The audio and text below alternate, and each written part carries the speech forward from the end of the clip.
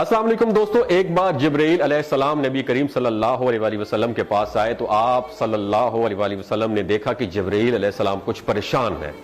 آپ صلی اللہ علیہ وسلم نے فرمایا جبرائیل کیا معاملہ ہے کہ آج میں آپ کو غمزدہ دیکھ رہا ہوں؟ تو جبرائیل علیہ السلام نے عرض کی، اے محبوب، کل میں اللہ پاک کے حکم سے جہنم کا نظارہ کر کے آیا ہوں، اس کو دیکھنے سے مجھ پہ غم کے آثار نمودار ہو رہے ہیں۔ نبی کریم صلی اللہ علیہ وسلم نے فرمایا کہ جبرائیل مجھے بھی جہنم کے حالات بتاؤ۔ جبرائیل نے عرض کی، جہنم کے کل 7 درجے ہیں اور ان میں سے جب سب سے نیچے والا درجہ ہے اللہ ان میں منافقوں کو رکھے گا، اس سے اوپر والے 6 درجے میں اللہ تعالیٰ مشرک لوگوں کو ڈالیں گے، اس سے اوپر 5ویں درجے میں اللہ سورج اور چاند کی پرستش کرنے والوں کو، عبادت کرنے والوں کو ڈالیں گے، 4تھے درجے میں اللہ پاک آتش پرست لوگوں کو ڈالیں گے، اور 3رے درجے میں اللہ پاک یہود کو ڈالیں گے، 2 درجے میں اللہ تعالیٰ عیسائیوں کو ڈالیں گے۔ یہ کہہ کر جبرائیل علیہ السلام خاموش ہو گئے تو نبی کریم صلی اللہ علیہ وسلم نے پوچھا، جبرائیل آپ خاموش کیوں ہو گئے؟ مجھے بتاؤ کہ پہلے درجے میں کون ہوگا؟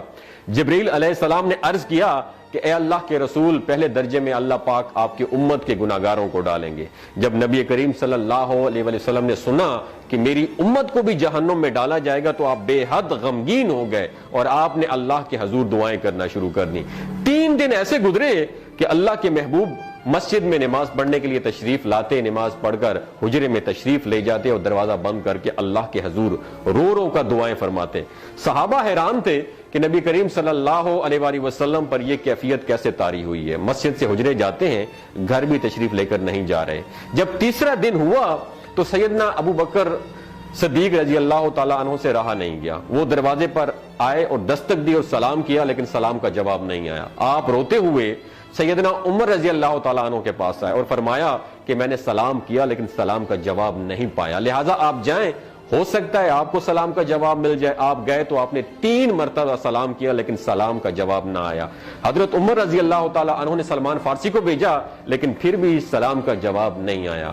حضرت سلمان فارسی نے واقعے کا تذکرہ حضرت علی رضی اللہ تعالیٰ عنہ سے فرمایا۔ انہوں نے سوچا کہ جب اتنے عظیم شخصیت کو سلام کا جواب نہیں ملا تو مجھے بھی خود نہیں جانا چاہیے، بلکہ مجھے ان کی نور نظر بیٹی حضرت فاطمہ رضی اللہ تعالیٰ عنہا انہیں اندر بھیجنا چاہیے۔ لہٰذا آپ نے حضرت فاطمہ رضی اللہ تعالیٰ عنہا کو سب احوال بتا دیا۔ آپ حجرے کے دروازے پر آئیں، ابا جان السلام علیکم، بیٹی کی آواز سن کر محبوب کائنات اٹھے، دروازہ کھولا اور سلام کا جواب دیا۔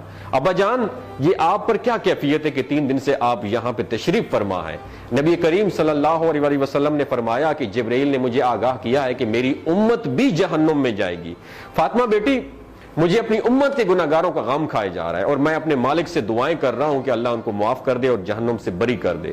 اور یہ کہہ کر پھر آپ سجدے میں چلے گئے، رونا شروع کر دیا، یا اللہ میری امت کے گناہگاروں پر رحم کر، ان کو جہنم سے آزاد کر کے۔ اتنے میں حکم آ گیا، وَلَسَوْفَ يُعْطِيكَ رَبُّكَ فَتَرْضَىٰ، اے میرے محبوب غم نہ کر، میں تم کو اتنا عطا کروں گا کہ آپ راضی ہو جائیں گے۔ آپ خوشی سے کھل اٹھے اور فرمایا کہ لوگوں، اللہ نے مجھ سے وعدہ کر لیا ہے کہ روز قیامت مجھے میری امت کے معاملے میں خوب راضی کرے گا، اور میں اس وقت تک راضی نہیں ہوں گا جب تک میرا آخری امتی بھی جنت میں نہ چلا جائے۔ بولتے ہوئے آنکھوں سے آنسو آنا شروع ہو جاتے ہیں بندے کے، جب بندہ سوچتا ہے کہ ہمارا نبی صلی اللہ علیہ وسلم اتنا شفیق اور غم محسوس کرنے والا ہے اور بدلے میں ہم نے ان کو کیا دیا۔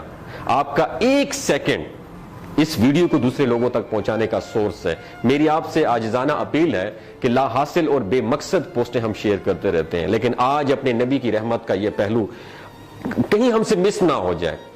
ایک شیئر کر کے اپنا حصہ ضرور ڈالیے گا، کیا پتہ کون گناہگار پڑھ کر راہ راست پہ آ جائے اور دوسروں کو تھوڑی سی ہدایت مل جائے۔ کہنے کا مقصد یہ ہے کہ ایک نبی ہمارے لیے اتنا غم خوار ہے اور ہم یہاں بیٹھ کے اس کی امت کے اوپر اتنے مظالم ڈھائے جا رہے ہیں، ہمارے فلسطینی بھائیوں پہ اتنا ظلم کیا جا رہا ہے، لیکن ہم ٹس سے مس نہیں ہو جا رہے۔ آج ہمارے پاس اگر تلواریں ہوتی تو ہم تو بالکل سوچنا ہی ختم کر دیتے، لیکن آج ہمارے پاس میزائل ہیں، آج ہمارے پاس ایٹم بم ہے، لیکن پھر بھی ہم بے حس بنے ہوئے ہیں۔ اللہ تعالیٰ ہمیں ہدایت نصیب فرمائے، اللہ تعالیٰ ہمارے لیے آسانیاں پیدا فرمائے اور اللہ تعالیٰ ہمیں نیک کام کرنے کی توفیق عطا فرمائے۔ اپنا اور اپنے ساتھ رشتوں کا خیال رکھیے گا۔ اللہ حافظ۔